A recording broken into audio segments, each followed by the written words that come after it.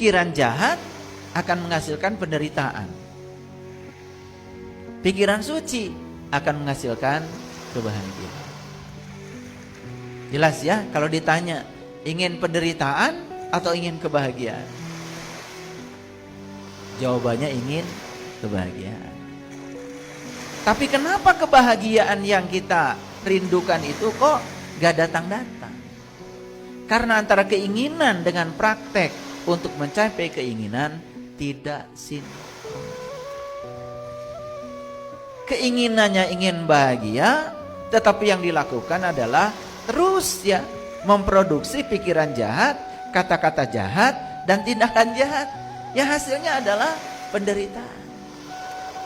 Makanya kebahagiaan hanya tinggal ilusi. Karena kebahagiaan hanya akan bisa dilahirkan dari pikiran yang suci bersih. Paham ya? Sekali lagi, ingin bahagia? Gampang, sucikan aja pikiran. Itu. Karena sumber penderitaan itu adalah pikiran yang gelap, pikiran yang jahat. Makanya pikiran yang gelap, pikiran yang jahat sering disebut ego. Dan ego itu kalau digambarkan persis seperti luka yang menganga. Coba, kalau di tangan kita ada luka yang menganga, pasti kan akan selalu menghindar, takut tersentuh oleh orang lain. Sedikit aja luka yang menganga tersentuh, pasti akan sakit. Makanya orang yang gampang marah, gampang menyerang, gampang protes, tidak bisa menerima perbedaan, menganggap orang lain di luar dirinya berbahaya. Padahal yang paling berbahaya adalah kebodohannya, kesempitan sudut pandangnya, cuman dia tidak pernah menyadari. Itu sebabnya ya, air liur anjing itu haram. Siapa yang menciptakan anjing? Allah. Gimana kalau anjing protes sama Allah? Kenapa aku diciptakan hanya untuk diharamkan? Untung aja anjingnya baik-baik.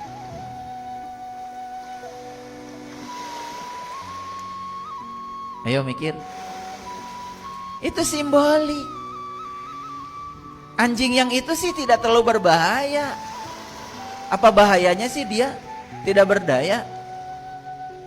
Tidak ada anjing yang melampaui kejahatan manusia. Tidak ada babi yang melampaui kejahatan manusia. Betul? Malah kejahatan manusia justru yang menundukkan mereka semua. Anjing bisa dibunuh oleh manusia. Jarang anjing membunuh manusia. Babi bisa dibunuh oleh manusia. Hampir tidak ada berita babi membunuh manusia.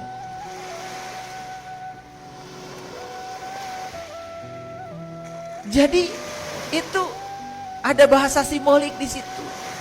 Coba anjing yang paling jelas sifat anjing apa? Menggonggong. Pinter ya?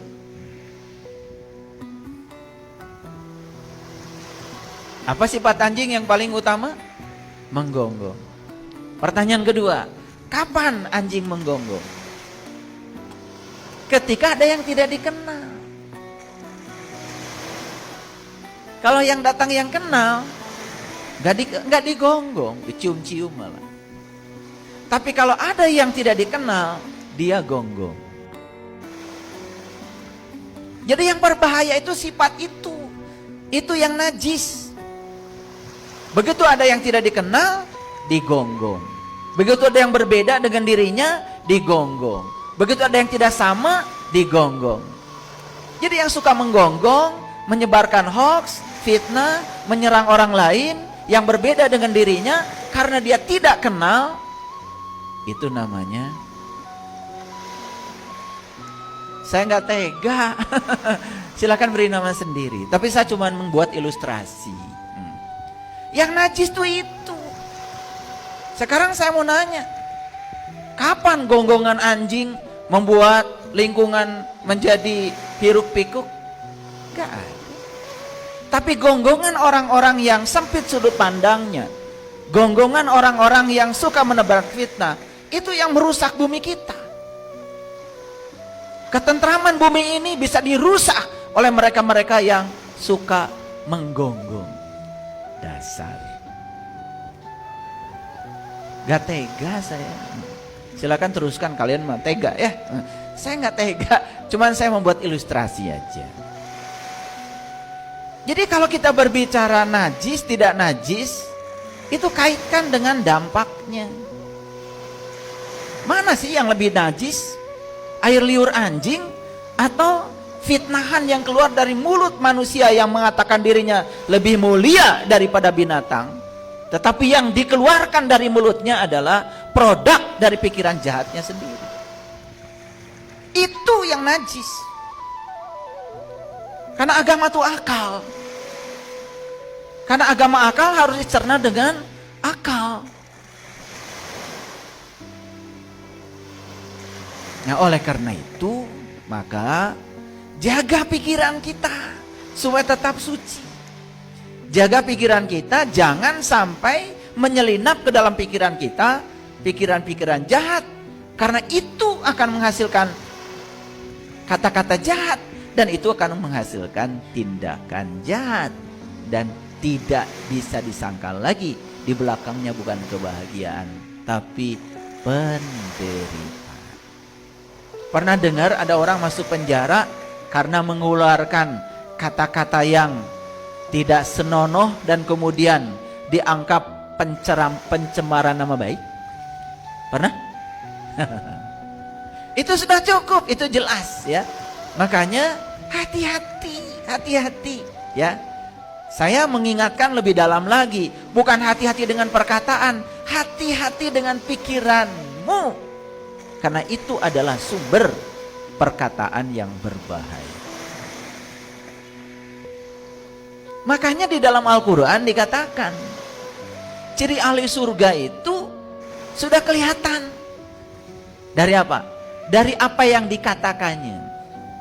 Bahkan di Quran surat Al-Waqiah dikatakan, illa kilan salaman salama.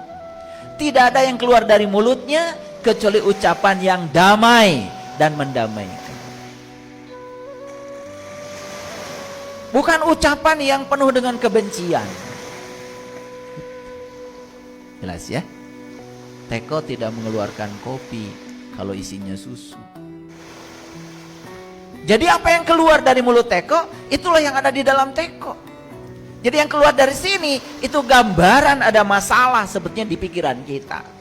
Nah kalau pikiran gelap, pikiran jahat, itu berasal dari jiwa yang kotor. Itu sumber awalnya sebetulnya. Jadi kalau ditarik ke sana, itu sudah jelas. Ketika seseorang mengatakan kata-kata jahat, berarti pikirannya jahat, jelas. Itu pun belum selesai. Sumber utamanya adalah jiwanya kotor. Paham ya? Oke. Oleh karena itu, hari ini ya, saya akan berbicara tentang satu topik sederhana. Kenali dirimu, bukan sibuk menganalisa orang lain.